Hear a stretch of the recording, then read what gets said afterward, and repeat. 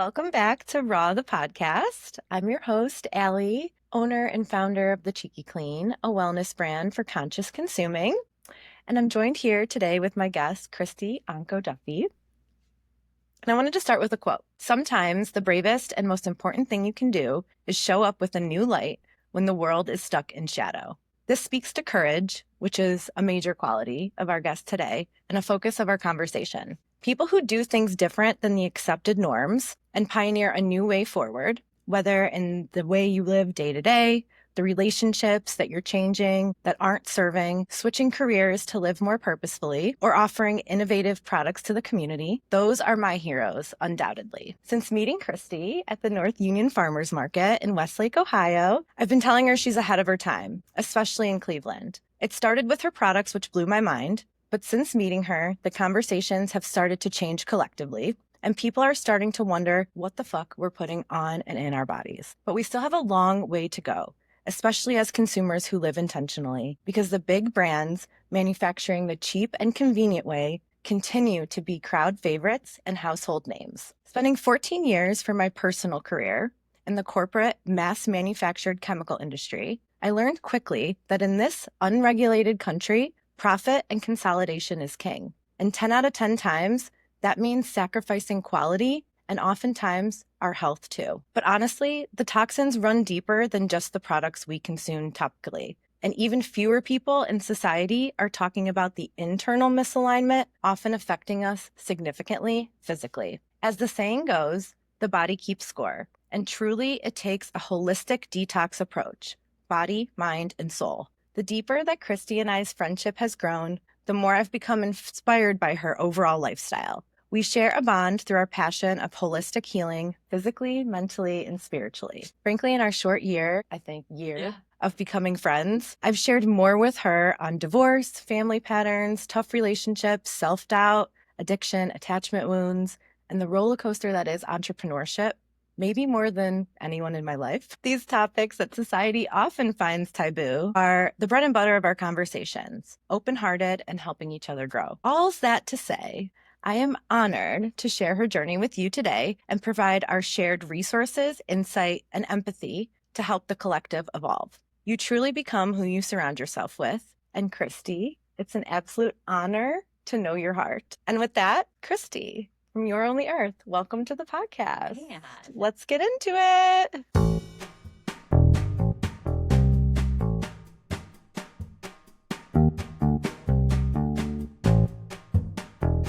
Anybody have a tissue? Thank you. I'm so happy you're here. Ugh, right back at ya. So cool to sit down and have open, real conversations in a space where we can share resources with others, because I feel our conversations have gotten so deep. I've gotten so much from them. Yes. And to think, wow, like these things could help others, and actually have a space where we can comfortably chill and talk about those things, I think is so badass. But I haven't known you all that long in the scheme of things. It's crazy. So let's talk about how we met. It's crazy First and because foremost. I feel the same with you, sharing things with you that were super vulnerable and intimate, but felt like I think that you feel about me the same. Yeah. I don't know, just feeling of security and safety with you, as you felt with me. And I think one of the things you shared with me one day as I was leaving my shift at Banyan Tree, you said something like, nobody talks about this stuff. And then what was so interesting is my younger daughter, who's now 27, said the same words to me not too long after. Mom, nobody talks about this stuff, meaning divorce, marriage, what it really is like to be in a marriage. And I've been in several, 3, and not even afraid to say that anymore, but I was quite embarrassed about saying that I had been divorced. Society makes us feel embarrassed, yet we're normal if we stay stuck in a relationship, which is crazy. And you honored that with me too. Anyway. And that's just we went deep quickly, which I love, but we met as I was selling my wares at the farmer's market and indoors in Westlake, Crocker Park. We didn't really get that many people. And one day you walked over to my table because Emily sent you over. Yeah, Emily, shout out to our girl. She's the Cleveland plant doctor. She actually does the plants here for the studio. She's amazing. She's amazing. As a human and as a plant doctor. Yeah. But she was over there talking about her stuff, and she sent you over. She's like, you need to go see Christie at Your Lear if you're going to be obsessed with her products. And obsessed is an understatement. Was I just like your number one fan off the get-go? And we had like 0 sales for like 2 weeks in a row or something. And my husband and I are there like, here we are again, showing up. And you walk over and you're like, I'll take one of those and that. One of everything. I think I actually said that when I'm like, I started looking at the ingredients. I'm like, wow. I started asking you how you make them. I'm like, wow. And I'm like, I'm going to buy one of everything. Like, you thought I was kidding. And I was like, this is the best day ever. And I was like, who just came by the booth? Like, who was that? Who was that masked girl who was not in the mask? But she was just like a superstar. You were amazing. And then you would kind of quietly come by, a couple of weeks later, I would see you again because you were running low. And then you were always like this mystery girl. And then I don't know when it switched. Well, it switched for us when we started working together synchronistically and how all that. So that's another crazy story. So I get on the plane to go to the Dr. Joe Dispenza retreat. I had never met Christy Murdoch, who owns Banyan Tree at the time. We met on the plane on the way there. And on the plane on the way there, she was like, you smell so good. I'm like, thanks. I wear this really clean blend, roller blend. I'm like, I'm really against toxins. And I started giving her the spiel on Cheeky. And I'm like, and I'm obsessed with this replacement for a perfume, Free Spirit, that I get from the farmer's market. I'm like, this girl is so cool. She has this brand called Your Only Earth. She's like, wait, Christy? And I'm like, yeah, you know her? She's like, I've known her forever. Like forever. We grew up sort of like side by side. I knew of her, she knew of me, but we definitely would say we knew each other. And from Put-in-Bay, from where I grew up, Put-in-Bay, all your, living there and all the life and stuff. And she was a summer girl there and her parents had a business. Anyway, so I start working for her because she's needing help. And I'm like, sure, I'll jump in, and loved it. We go to Dr. Joe and everyone's life changes. And so Christy's like bringing on new help and I'm quitting my job and she's like, come on in. And then next thing you know, we're working together. Like Tuesday people. So we spend every Tuesday at least an hour. And I would often stay beyond my shift just so we would like finish convos, as you say. I love that. And I remember apologizing to you a lot when you would leave at first because it was heavy shit we would talk about. I would like get emotional, and you just have this open heart. And we'll talk more about, obviously we're going to talk about your business, but we'll also talk more about the spiritual things that you do and the intuitive readings that you're going to be giving locally. But you have this ability to make other people feel really safe and open. And I think that's why these readings and these Reiki and those things that you're trained in just come so naturally for you, because you give that space to others. And so I would find myself, I wouldn't even be feeling emotional that day going into work. And I'd find myself just opening up to you about all of these things that were so personal that, like I said, it's hard to talk about divorce. And especially that for me has probably been the hardest thing to find space for in friendships. A, because of my age, not a lot of people have been through them. And B, society is really uncomfortable by it. And especially when you divorce a good person. Well, they're all good people. This is the thing. So, as much bad as you might, in the beginning of a hard, and by the way, I don't think any divorce is easy. Right. Agree. Show me one that is easy. But we all want to like put blame, and even your friends, or even like people that are friends or acquaintances, would come up to me and approach me at the island when I was going through my second divorce and say things like, why? Oh, by the way, don't ever ask. Everybody, don't ever ask why. Don't ever ask them why, unless you are really good friends. Unless you're ready. And it's been a while. Yeah. But it's not like you don't want to. There's nobody bad. Everybody's just filled with so much stuff that you can't really come together to work through the stuff. Or there's one person in the partnership who's really unwilling to look at the stuff, look at the really hard stuff. I mean, relationships truly are the most opportunity for us to change and grow, and you are mirrored and you're triggered, and you're exactly right. If you're not willing to change yourself, it is very hard to continue on in a relationship, or if the other person isn't willing to change themselves. Or just to look and acknowledge certain things, even if there's just acknowledgement. That's the first step, of course.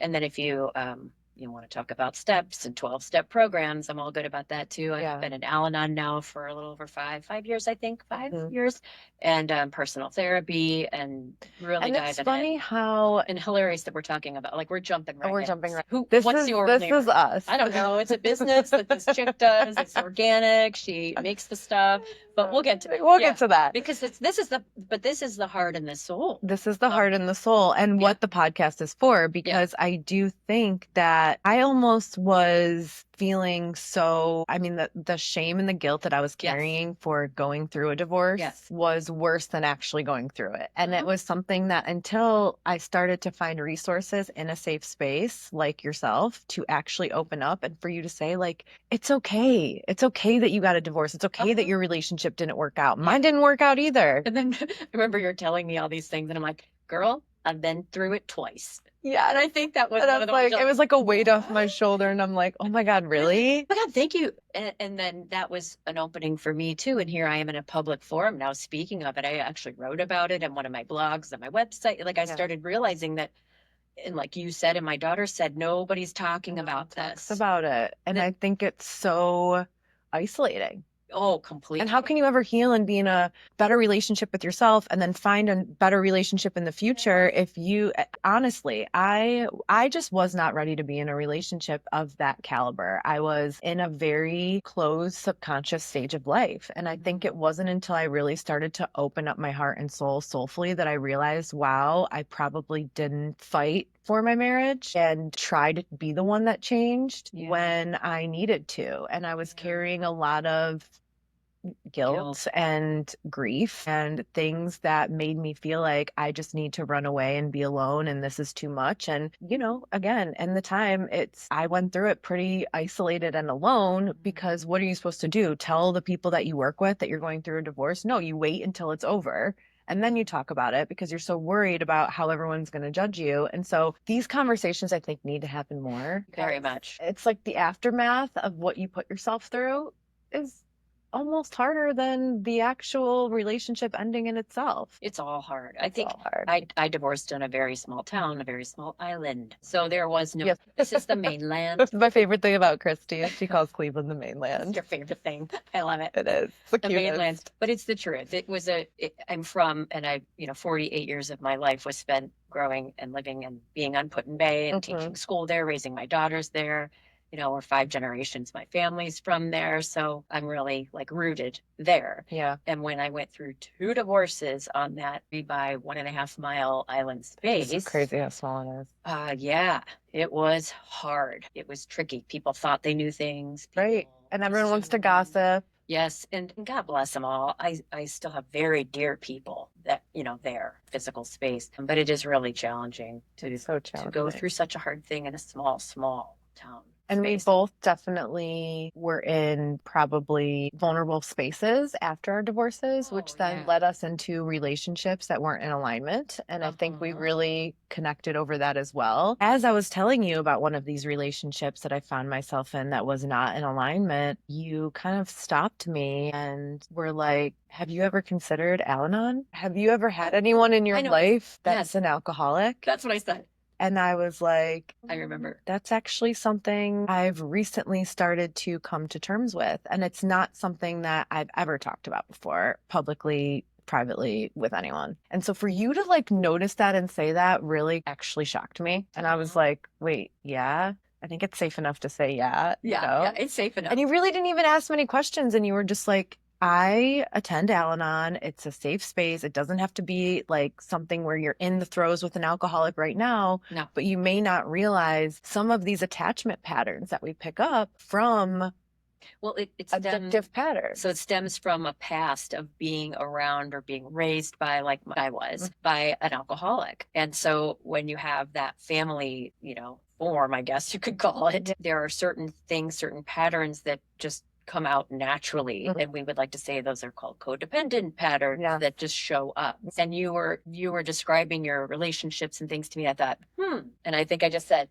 have you ever been around or been, affected by just the way I think? Yeah. Because that's all you just kind of know. And it's not a bad thing. It just means that this is like a thing, and we can help one another heal and acknowledge certain behavior patterns in ourselves that are toxic so that we can stop doing those things. I had no idea Yeah. what challenging codependent situations I was carrying until I Yeah. started the work in Al-Anon and in a 12-step program and in hypnotherapy. I mean, it's really transformative. Yes, I'm diving right now into somatic therapy, Wow. which it's all about the body and the sensations, and I'm just getting my big toe wet in it. You know, I've done traditional therapy for a long time, so I'm eager to really dive in at age 52 to determine some other things I don't even know about and what I didn't even know I did or said or felt.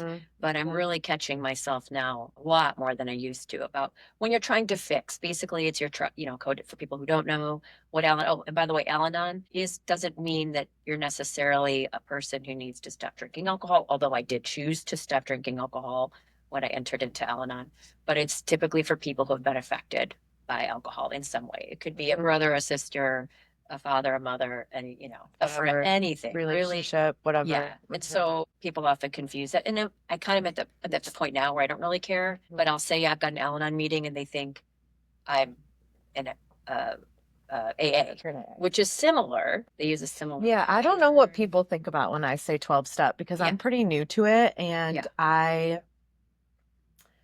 I did not have a problem with alcohol, but I really learned that it was not serving me, and I definitely had a problem with weed. Yeah. I smoked a lot of pot.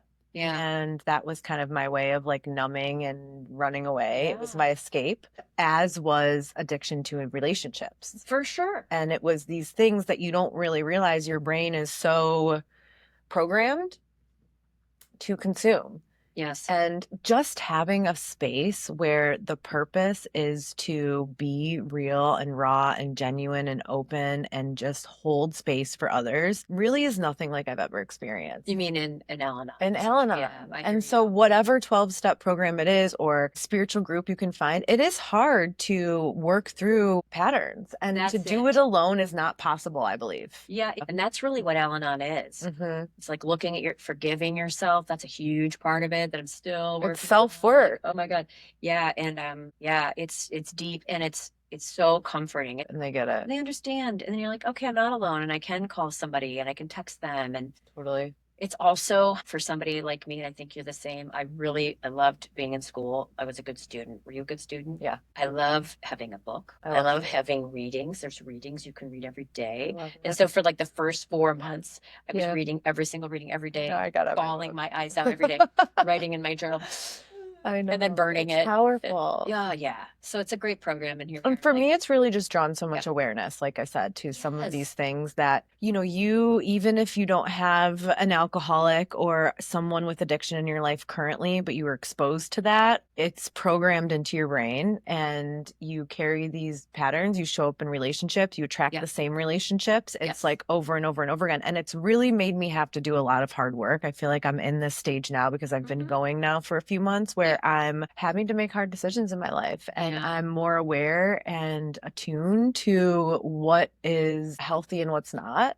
And that's hard. And you'll continue. And then when you get yourself into another relationship, like I've done in a third marriage, I'm like, holy cow, I'm experiencing some new things. Exactly. And that's beautiful. It's so because beautiful. Really, we've talked about this too. Relationships are your best teachers, and especially the one within a marriage. I just think that's your biggest opportunity on this planet to grow and evolve. Yeah, I know. And that's where the support of yourself and this community, it's showing me that you do need these relationships with people. I think my coping mechanism over the last few years has almost been to isolate a little bit. Both of us are so hyper independent that we can handle it all on our own. We'll start a business. We'll have our own home. We'll do it all. And it gets to a point where it's like, okay, that was my past life, by support. The way. I don't even do that anymore. I'm just doing one thing now. First time in my life. Maybe I'm doing 1.5. So that brings me to, as business owners, it's just one facet. And also as it relates to Cheeky Clean and really this lifestyle that I try to share and encourage and inspire about is not just about reading toxins on a label and making sure that you're not physically putting them on or in your body. Because what I've really learned through a lot of this work over the last couple of years is, which actually today is Cheeky's 6th birthday. of when I started the blog. Cheeks. To you. Two cheeks. I almost got OCD is in my nature, and I got really obsessed with what I was putting in my body and every toxin and whatever, but really living emotionally and mentally and spiritually unaligned. So I believe that we will get to a place in the human evolution that if you are on the highest vibrational space that you can be on, like the highest vibing place, but still be on the planet, that you could, now hear me out, you could ingest any substance and it wouldn't affect you negatively if you're on the highest vibration. I 1000% agree. That's what Dr. Joe teaches. He actually cracks jokes in his seminar about like, go eat your gluten-free diet. It's not going to matter if you're not aligned. So you can, yes. And I believe it's all, it's a whole big thing. And that's where we come back to like toxins and how I got on this journey of organic skincare things. But even when it comes to detoxing, you can't actually physically, you can sit in the sauna and eat clean, but you will not move these physical toxins through your body if you have energetic blockages, which often come from emotions that we're carrying, pain that we're carrying, grief that we're carrying, negative thoughts. I mean, all of these things. I'm very into studying high performers, especially when it comes to entrepreneurs. Every single entrepreneur that is at a high level and still has way more to go, all of them have a grounding spiritual practice. Every single one of them. Maybe it's meditating, maybe it's journaling, whatever it is. And oftentimes it's this full circle approach. So I think sometimes people are probably looking at, even lately, my brand, and they're like, like yoga, all these things. And it's like, no, it's a body, mind, soul approach. It's watching the ingredients, being intentional about the brands that you're sourcing. It's mentally fueling your brain with positive thoughts, with conversations like these that help you grow and learn. And it's spiritually and soulfully thinking differently, because if you're internally misaligned, how can you ever make a good decision exteriorly about what you're going to put in your body? And I might add this, keeping it real. Keeping it real. Because for so long I lived in a space of denial and positive toxic. Just be grateful. It's a bad day. Just be grateful. Open your gratitude journal. Those are good tools. But before I think you can even, I don't know. I just think that there's a fine line between keeping it real, keeping it like what is actually happening in your life, and then finding gratitude in the hard stuff. And for so long, I didn't look at the hard stuff. For so long, like, I used alcohol as a way to numb. I wasn't getting wasted every day or every night, but I was definitely ingesting alcohol, and it was definitely calming me down and chilling my mind. It was a crutch. And the other thing that I did was work. God, same. I was writing a column for our local newspaper. I did that for a decade. I was teaching school full time. I was opening up the bed and breakfast. And then I opened up the shop and began making products and selling. I did all of those things at I just think I counted 5 things. And I was overlapping. I did that overlapping for 3 to 5 years, I think, before I decided like I cannot continue. But everybody would say, "Oh my God, Christy, how do you get the energy? How do you have the energy? How are you doing? How are you this?" I was volunteering. Working like that is a form of escapism. That's what I'm saying. And I think so many corporate people get burned out because it's like, work on 100, drink on 100, work on 100, drink on 100. It's this like, and I was stuck in that. I couldn't even I look back and I wish I would have taken time to actually process some shit, because I just like fucking blew right through. I'm like, divorce, blow right through it. Like I was just throwing myself into any distraction, but being rewarded societally for it. Cause it's like, wow, you have this big job. Well, and I didn't even have a big job. I was just an entrepreneur working my ass off, in my little local island, I still love these people and love the nature and the beauty of the island. But, I was very much rewarded. And our family too, we came from entrepreneurs. The Parker family of Put in Bay was all about working hard 7 days a week. That's in your genes. Like literally I grew up. So my grandfather owned Parker Boat Line, which was where the Jet Express docks now, a long time ago, right? And so I remember there were 2 twin beds in the back office. And it's like a 12-year-old. I think I said to my mom, "Hey, do you remember when Grandpa, we had those, I used to take my daytime like kid naps in the back. It was so nice that he had those beds back there, Mom." She said, "Do you know why he had those beds back there?" "Well, no, so we could take naps, No, it's because he stayed there. He would sleep. He would sleep at work. Mile down the road. but he would sleep at the boat dock, and then he would often, just because he had to get up and be on the boat. And there is something for a hustle. You absolutely have to put the energy in on 100%. True. But you also have to be, I think people look at me and they think like, wow, you like do so much because I wake up early, because I have to have my personal practice. Because if I don't get my meditation and my workout in, then good luck executing anything. That's different though, Allie. See, my grandfather did not have a personal practice. His personal practice was like get up and go to work and then drink heavily. That's I'm not what sure I when he mean. started drinking during the day. My grandfather, I was young, but just like running. People confuse hustle with running. They do. And that's what you're doing is different. Yes. Because you're taking time. And I'm doing that now.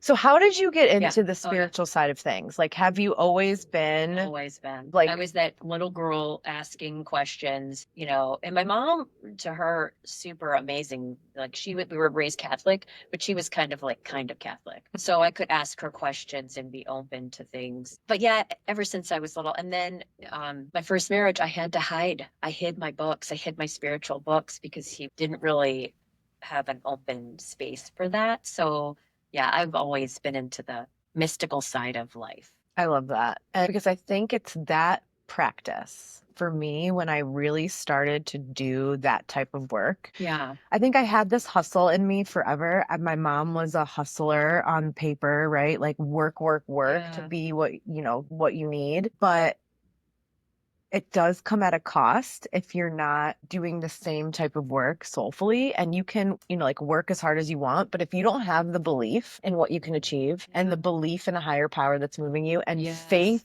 to shift and that you can do this and you're going to be protected, you never will be able to take the risks that I think are necessary, whether it's getting out of a relationship or starting a new career. We both left our careers, right? To kind of go out on a whim and be an entrepreneur. That, like, overcoming fear comes with doing really deep personal work, because how else do you get the courage to make the change? I don't know how people do it without a feeling of higher power. I don't think it's possible. I don't understand. I think to myself, how can they even live their daily lives without? And I'm not like I don't go to church. I have church. I believe church is within all of us. I believe love is our church. I'm very fascinated with religions all over the world. I'm just fascinated.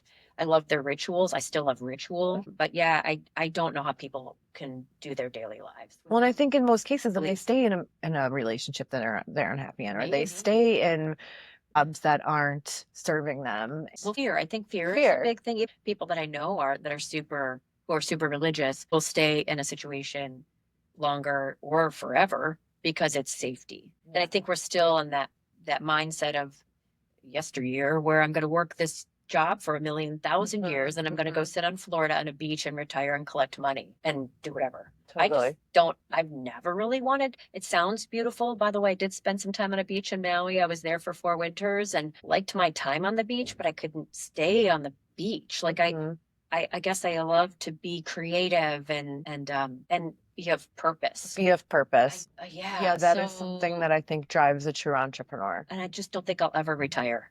Does that sound silly? No, I don't think I'll ever fully retire. Like, I don't think I'll ever be sitting on a beach. Just chilling. Drinking the cocktail. No, just chilling. Even a mocktail. It is such a strange way of looking at things. I do think that's the way I was raised, with my parents who worked their whole lives for this retirement that then they passed away early, both of them. And so it's like kind of shook me awake, because I saw it in front of me of, wait, what was there? What was that for? If you don't have that balance throughout your life can be shorter than you think. Yes. And so that kind of like started the opening for me. But, we were at the startup storytelling event at Banyan Tree the other day, and you were talking about your journey. And I just thought it was so interesting how parallel ours was. It's not like we sat down and said like, okay, I'm going to plan my exit from my current job. Yeah. It's like something that in your gut for a while. Like I knew I was going to take this leap to leave teaching, but I didn't know that was the day I was going to announce it. Agreed. When I did announce it that day, I was like, what the hell did I just say? Oh my God. I resonate with that so much. And I didn't set out in college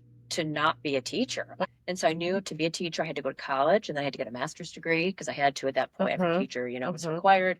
After I got my bachelor's, had the 2 kids. It was crazy. Got the master's. I'm going to be a teacher forever. Great retirement. all the great things that they promise. All the comfort. All the comforts. Yeah, and I love the children. Well, what's so cool is you are teaching people now, and I always tell you you're a pioneer ahead of your time, because I do think people have so much to learn still when it comes to ingredients, and that's what fuels me, is helping educate consumers, because I do think once we learn what we're putting on and in our body, it starts to make sense and it starts to click, and you're like, wow, these things actually fuel the body, these things hurt the body, and to understand how it's made is so powerful. And that's what you're doing. Yes. On a day-to-day basis, you are teaching people how to live better. I hope so. You really are. Thank you for that. And that's powerful. I really believe in what I do. I love what I do now, and I love this. My favorite thing is connecting with people and providing them with a product that I know will help them, that won't hurt, and it won't hurt the environment. I was, born a Taurus, Earth Day, I love the earth. And so the name Your Only Earth kind of just came spilling out, and it is our only earth. It's your only earth. Yeah. So, and I love plants. That's one of my other big things. You have a garden, right? I have a huge garden. And that's where you get a lot of the herbs for your product? So yes. Right now I'm getting mostly the lavender. Lavender's my favorite. And mint. I use mint. And I was using my rose petals for a minute, but then the Japanese beetles took over. Other plants. So I'm like, we're just going to source those organic rose petals. But yeah, I love the plants. It's so cool. And how did you start creating actual products? So you've obviously been earthy, into nature, maybe somewhat cheeky before cheeky's even a thing and anyone knew about it, to some regard. I was definitely the crazy mother. How did you start really shifting and being like, I need to help people learn about this?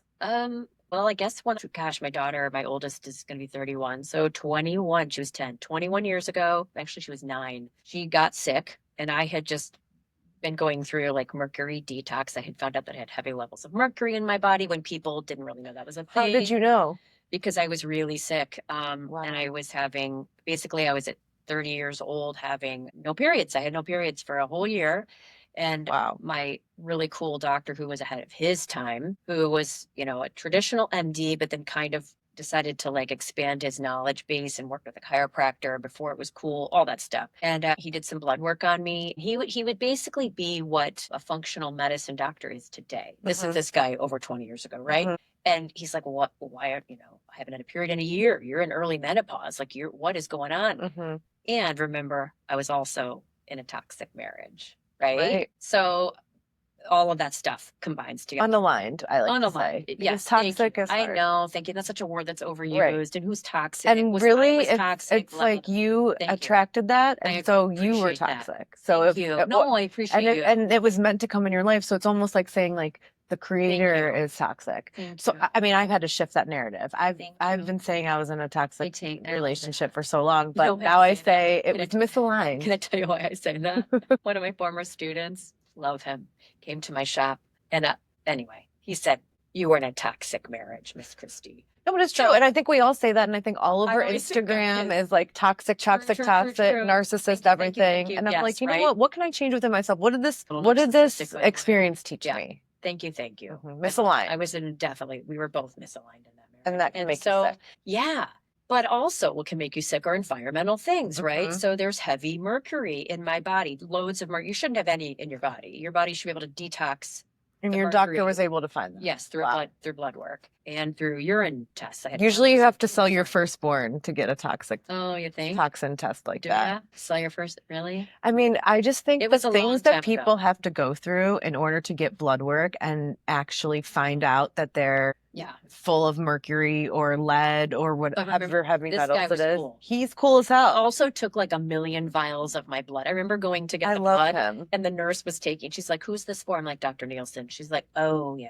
Shout out Dr. Nielsen. You're the GOAT. Anymore. I know. And even my daughter just said to me, boy, I wish Dr. Nielsen were still a doctor. He retired. He was a doctor forever. Anyway, went through the detox of the mercury and then realized, okay, that my daughter gets sick. Now she's sick. So what is she sick with? With a bunch of basically allergies to foods and environmental stuff. It was so bizarre. Cleveland Clinic, then to this doctor over in Indiana. I mean, it was just when your kiddo gets sick, it's really when I shifted. So I was sick and I was kind of like, okay, I need to detox the mercury. So I did. I went through chelation, which is like heavily crazy and controversial. And then also he was educating me on what am I eating? What am I cleaning the house with? All those things. And I was slowly making this transition. But when Anna got sick, I think I went into full crazy mom mode. I remember coming home one day and just like literally garbage can of all the stuff, of the foods, of our cupboards. I was like insane. And I started ordering online. I remember going to the mainland to get organic milk. And it was the funniest thing. My principal at the time was like, organic milk, because my daughter wrote about it in one of her little school things, and he read it, was there. Organic milk, Christie. I'm like, yeah, organic milk. You got to have organic milk for these kids. All the hormones that are being pumped into these cows in traditional milk is horrible for my 10-year-old daughter and my 6-year-old daughter. It was just a whole thing. Especially because, like, I doubt there's a Whole Foods in Putin Bay. No, this was the mainland. I had to take my cooler with the ice to the mainland. So get on the ferry. Health Plus in Sandusky. Wow, talk about a pioneer ahead of your time. I was insane. I was crazy. All of her friends, like Anna couldn't have gluten. She couldn't have chocolate. She couldn't use fluoride. I mean, it was a huge shift. So that's what really propelled me. But then years later, so I was at that time trying to use the best products I could for my kiddos. And I remember Burt's Bees. I was using Burt's Bees, and remember Aveda, not to slam these companies, but I discovered that there were still chemical preservation. There was still chemical not preservation. To slam these companies, but neither are cheeky. Not to slam these companies, but oopsie. they so many. And even now, I just saw something come through Instagram. The clean products at Sephora. The freaking greenwashing is insane. Right now. Guys, in my opinion, there are no clean. I've looked. I go in those search. There is truly nothing clean inside Sephora. Thank you. And here's why. Truly toxic free. Yes. So there might be something really, really good, and they put it in a plastic container. We know better. We should not be putting our products in plastic containers. 100%. No. All it takes is sitting in one warehouse. Yes. Where it's overheated, and those toxins are now in the clean product. It's been leached right in there. Totally. And now that's proven with water bottles. So this stuff I was considered crazy for when I first started putting my things in glass jars after I lived in Maui that winter. And the people of Maui are the ones who taught me this. Like Hawaii is so eye-opening. So ahead of their time. Well, that's what I think, like, getting out sometimes of where we're from is so powerful, and why I'm so inspired by helping Cleveland, because it wasn't until I lived in California that I realized that there are better options, because people out there want them and invest in those types of brands. And then I went to Hawaii myself, and I'm like, wow, this is like next level, how appreciative they are of the earth. Yes. So it makes sense that that's kind of where your eyes opened even more. Well, I was at the farmer's market selling up in Kula, upcountry Maui, and making your products. I was making my products living on Maui that first winter. Well, every winter I was there, but yeah. What was the first product you made? So the first product I ever made was great grandma's healing salve. My great grandmother, whom I'm named after, made a healing salve. And so one winter night on Put Bay, I first started concocting things by making this healing salve. I love that. Got the ingredients, the recipe from my family. And then after I made that one product, I'm like, I can make other things and replace like the lotions, right? So the first huge issue, Put Bay, winter, Ohio, whatever. I'm washing my hands as a teacher, and nothing worked. Nothing worked. So I used lavender from my garden. I infused it into oil, used that oil, added some shea butter and some beeswax, made this thing, took it into school, passed it around to all my students, the principal, the teachers, everybody. So cool. My kiddos, my own daughters, right? And that's literally how this company started. Wow. Without starting a company, because I wasn't starting a company. You were just passionate about finding and producing better products. Thank you. Get that quote. I was passionate about finding better products, and I couldn't find them. So you have to make them, and that is the definition of a conscious manufacturer. What is the intention? And when you're going and you're choosing to put your money, your hard-earned money and energy behind a brand, what is the intention of that manufacturer to bring that product to market? Is it to provide something cheap and convenient? That's what you're going to be ingesting. Is it because there's a need for change and for something better to exist? That's a conscious manufacturer. And oftentimes that comes with really intentional practices behind the way those products are made. And it's so powerful. And that's where this big box world I struggle with, because I already see a world, because I believe in consumers. I think we're smart. I think the more we have access to learning, we're waking up. Even though consolidation is king right now and everyone wants to create a product and sell out to a big brand, I believe that consumers are going to change that game, and there will be a future where shopping from people that you get to actually build a relationship, and the smaller the brand will be the future.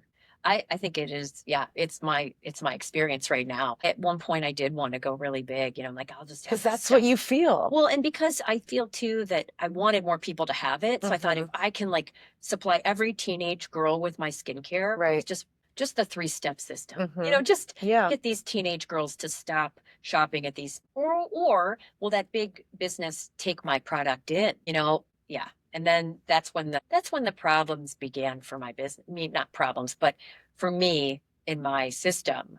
Like, okay, I'm going to call this company, and I had many, many discussions on the phone and email with big manufacturers to co-pack my stuff, right? To make my stuff. And they want to change the formula. Let's talk a little bit about that. So because you and I have talked in private about this, because I believe so strongly in the bigger and the more mass produced it is literally impossible in the current state that it is right now for a lot of these brands to produce in the way that they want to at price points that they feel are competitive in the marketplace, which is why it comes from consumers starting to shift the way that they look at things and starting to invest a little bit more in the more quality brands. And then maybe one day you can offer your products at a larger scale because there's opportunity to grow. Maybe. But in the current form, tell us how your product is manufactured and why these co-packers weren't interested in it. So it's literally manufactured by me.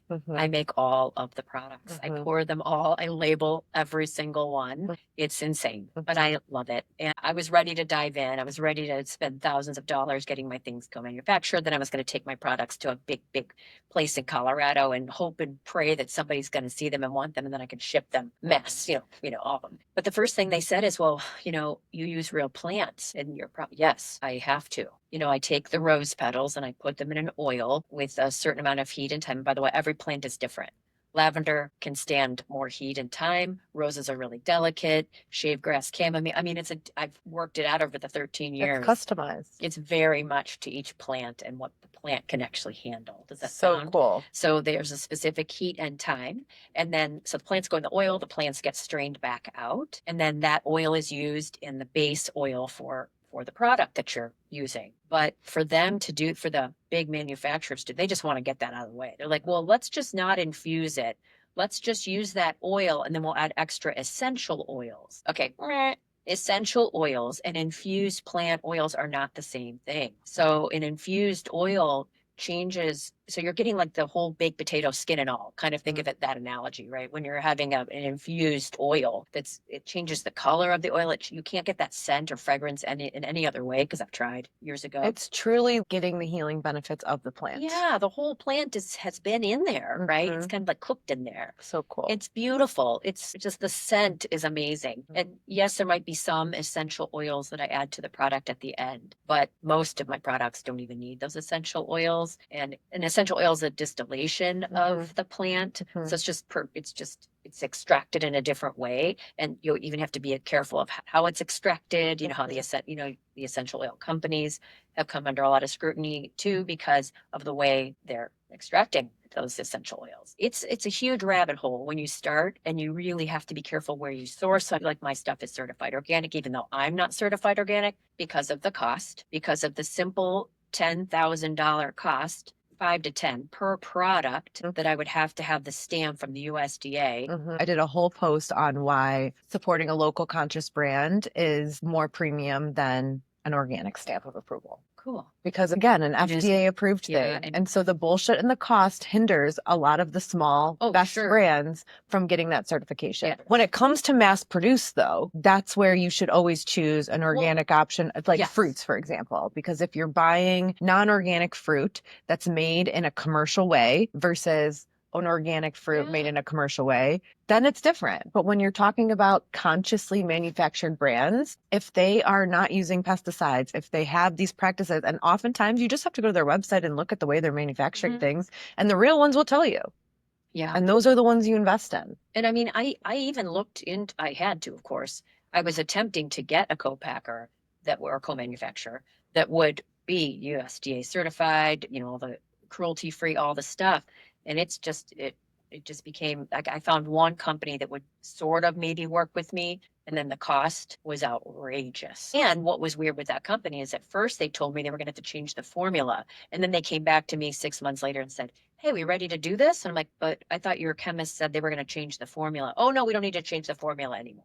It was really, so I didn't trust them because first you're telling me they said I had too many roses in the product, in my Rosemary Magic product. Excuse me? That's why I think it's so interesting, because people don't always think about the way that it's made and what goes into it. And it's so much more than just what you see on the label. Yeah. When you find a good small brand, it blows me away the time and energy that you put towards making that product. And the more I can support someone who's creating it and I know exactly how it's being made, but also you'll notice in the way that it affects your body and your skin. And Yes. I do source clean, non-toxic brands. I love oils. I could not find any skincare products that didn't make me break out. And it does go back to once I learned that acne really starts within, inside the gut. That's one thing. But so I had cleared my acne from the inside out, but I would find that certain oils would cause my pores to clog. And so I really was in this space where I would just roll with it and always get these clogged pores and just deal with it and whatever until I found your products. And I'm not kidding. I do think it's because I'm actually getting the medicinal plant benefit. Everything else, even the really clean ones, quote unquote, clog my pores. Yes. And it's because of the quality of the oil, and they're not infusing it with a real plant like that. So I'm not getting the full benefit of the lavender plant that actually calms inflammation and is healing my skin when it's on versus just making it look pretty while it's on. Or just a couple drops of these. Yeah. And so I can't tell you how much I believe in your product. I mean, because I would scream it from the rooftops to anyone who will listen. Thank you. But it's one thing to invest in a product because you like the person and you see the effort and energy and the consciously way that they're producing it. And it's another when it fucking works. Yeah. Well, right. We need it to work. I feel like it's Chinese medicine for my skin. We need it to work. We need it to work. We need it to work. Yeah. And I didn't just create things just because. Yeah. I was like, no, I need something for these smart lines that are forming up here. What can I do to calm them? What can I do for the itchy dryness? What can I do for my daughter's teenage acne? Yeah. And she would get it, the hormonal acne on her chin. What can I do for this person who has this? Or for my dogs? Now I've got the dog product. I mean, it's literally like these products, and it's so cool how they were first coming to me when I was living on Maui that first winter. I was there for almost 7 months. And I would have so much time and, meditative time in the morning. And I would wake up with ideas and almost like a formula in my brain. Okay, if I put this and this and this, and I've got the under eyes stuff. That's one of our best sellers. I made that because I had puffy eyes, but who has time to put coffee grounds on your face every day as a busy mom and teacher? So I made the eye balm with the coffee infusion. And so all of the products have come because of needing something and needing it to work. And needing it to work. And it's not your miracle. It's not Botox. I don't believe in Botox. I think we should enjoy our age. I think we should be proud. I think the gray hairs are here because they're beautiful and they're sparkly. And that's just, So I'm that person. I'm not going to change your face or make you look 25. No, but when you can find an oil that you can rub on your skin to reduce inflammation and enhance your actual natural beauty instead of doing the opposite, which is by the end of the day of wearing an oil, I would then have a blemish because my pores were clogged. That's not the vibe. No, we don't want that. No. So your lavender oil, I'm obsessed with. I use it every single day. That's the Lavender Maui Magic, right? Yes. Yeah. I can't live without it. Yeah. Literally. It's my staple core product. Also, I'm glad you love it. Do you like the toner too? I love the toner. It's a pH balance. Yep. I love the toner too. I also love the little latte for the eyes. Yes. People love I don't know any other eye cream because so many, it's just like the lotion based stuff doesn't. Well, the lotion based too is also very watered down. So if everybody wants to take a look at I always say, turn over your stuff, take a look. Water is typically, or aloe gel is the first ingredient. And so when that happens, that's a completely diluted product. My stuff is in its purest form. There is no dilution. And that's why so little goes such a long way. Oh gosh, yes. Your products are so affordable. Thank you. For how much they work. I think so too. It's crazy. I mean, you go in Sephora and this shit's trash and it's so expensive. And it's watered down. It's watered down. There's more of it. But it's made with industrial chemicals. And it's made with a chemical preservative because of the water. Anytime there's water, aloe gel, there has to be a preservative in the product. So check how they're preserved. Or else it would get bacteria in there. Yes. And there are alternatives. You have, like, I use a beautiful earthy, natural, eco-certified extender. We call it product extender even.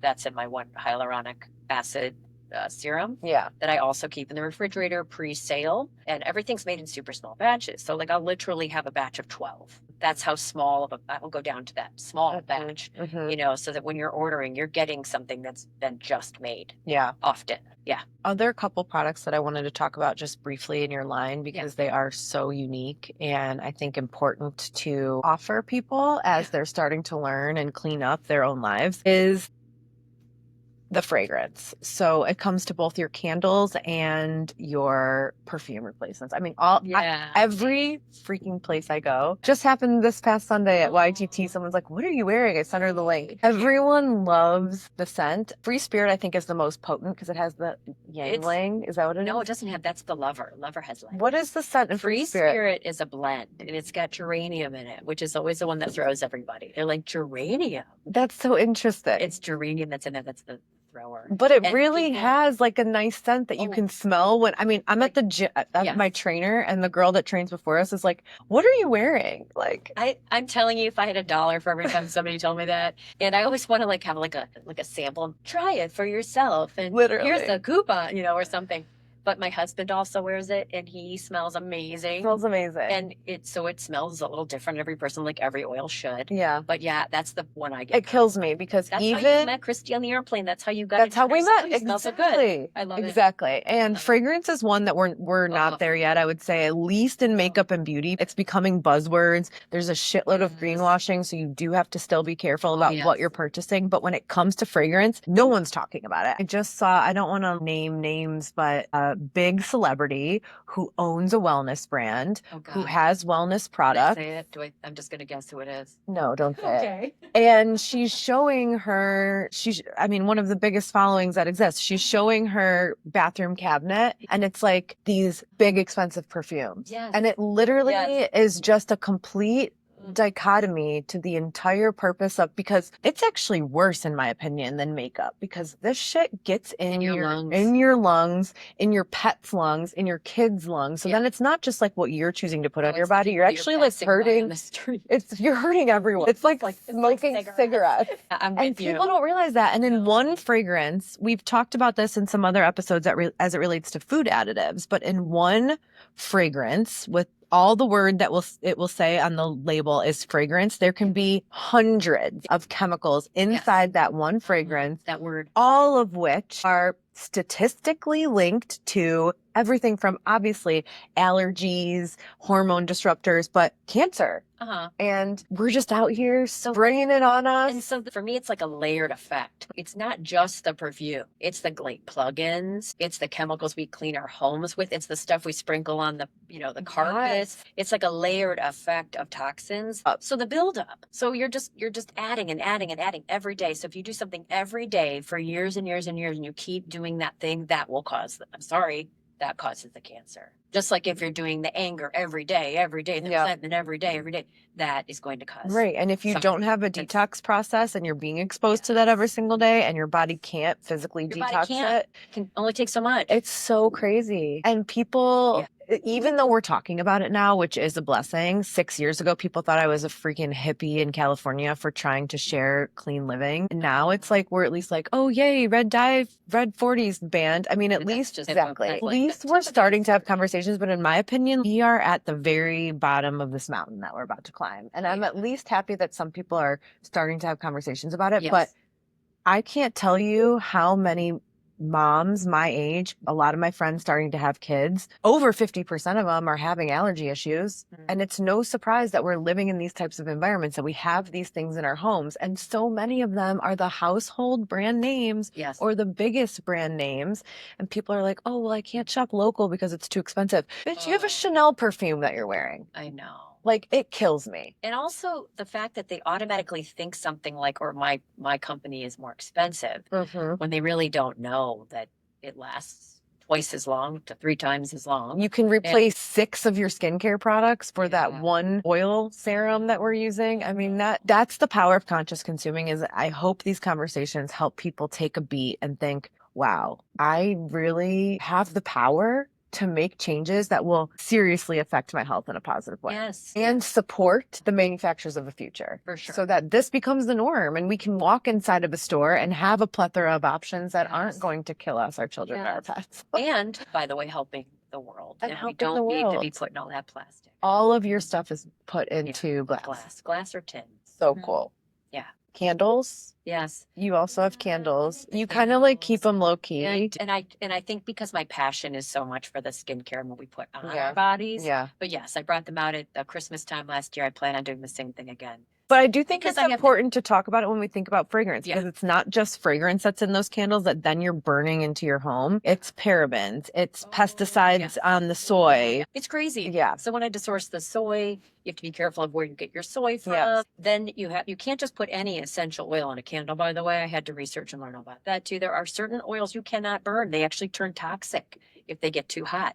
So it's a whole lot of things. It's a whole lot of things, and it's so much more than the label. Yeah. Which is hard. Yeah. But it's opportunity. But I'm also doing it. I would say, years ago when I started making these products, I thought there's got to be a way. Like, how did our great grandmothers take care of their skin and moisturize themselves? How do they clean, right? There has to be a way to do this without all of the chemicals and the toxic stuff. And I've done it from head to toe. So badass. And it's so nice to have someone like you who I can go to your site and pretty much shop for anything body care wise. Yeah. Because deodorant. This great powder that you can use on your soaps. I also love the makeup remover. Oh, good. Thank you. The cleanser. That's a great way to cleanse your skin. It's incredible. I've also got just a traditional like calendula infused bar, a little bar that lasts for freaking ever, just to wash and go. Yep. I do that in the shower. But if I do, like today, I put a little makeup on, so I'll use my daily cleanser makeup remover with a hot washcloth. Same. It's like takes mascara right off. Facial every time it you is. Do it. I'm telling you. It takes your makeup right off. I think so too, and I love it. I love it. Yeah. Your products truly are awesome. You. Thanks. So we've talked a lot about entrepreneurship, and when you're moving from the heart and creating something that is different, that is not the norm, that is changing, it comes with a consumer changing the way that they think in order to invest in the product. It's a fucking grind. Yeah.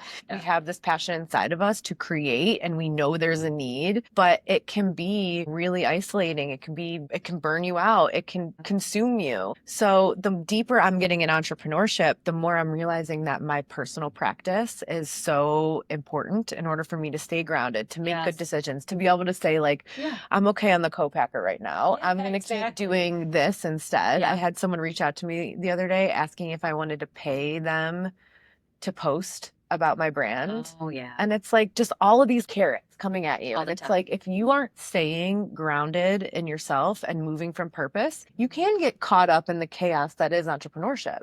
Well, I think for me, I got caught up in the feeling that I had to go really big and be bigger. Yeah. And I almost had this like pressure that I put on myself that if I don't become a freaking zillionaire by making these products that I've been, that I failed. Or if I am not in a big storefront, or if I don't have my own storefront. Remember, that was like where I was headed for a while. I really wanted a storefront again. And I do love a storefront, and I might still have one someday. But yeah, it's a weird feeling, I think, that we put up. We always want to like be bigger, do more. And don't even notice the milestones that we've come. Oh my gosh. And so I've really come back to that surrender place, and people are always giving me unsolicited advice about how to build the business, how to make it bigger, what I could be doing, all the time. And I'm so much better not taking it personally. Meaning when they're giving me this advice, it doesn't mean they think I suck or I failed. They just really want to see me be super big or whatever. And I'm really really content and staying beautifully small. I can answer every single email still. It'll be a beautiful day if and when I can't do that and I have somebody helping me. Right. It's cool to have goals to be bigger, but I think making sure you can do it in a way that's true to you. That's it. So I don't want to just leap and go huge and go big or go home, right? And then what? I mean, I don't. Right. It's weird when so you can cash out, like you said. No, you're fueled by the purpose, and that's what many people are setting out to do. Yeah. When they start a brand, they want to sell it to basically, Sephora and Ulta. Every product in there is owned, and I can't remember the exact number. Don't quote me, but it's either 4 or 5 total. That might be even the highest number. They're owned by only 4 or 5 companies. Mm-hmm. So all the products in there are not like individually owned companies. Right. They're all the same. Yeah. They're the same company. Mm-hmm. You're just paying money to this like Procter & Gamble or the big people, right? So yeah, by purchasing. Because it's easier to consolidate and produce. Sure. Mm-hmm. And then they can change the formulas when they buy the company and they can still call it the same name and Yeah. And I don't want to do that. No. So what do you do on a day-to-day basis to stay grounded and make decisions from your heart? Day-to-day base. I wake up and I do a reading for myself. I typically pull a tarot or my deck right here. We're going to pull a card. I do lots of podcast listening and viewing. Mm-hmm. I walk. I love to walk. So I was on a treadmill when it was off season because it was too rainy, yucky, cold. Now I'm back outside again and I love it. My goal this year is to be outside all year.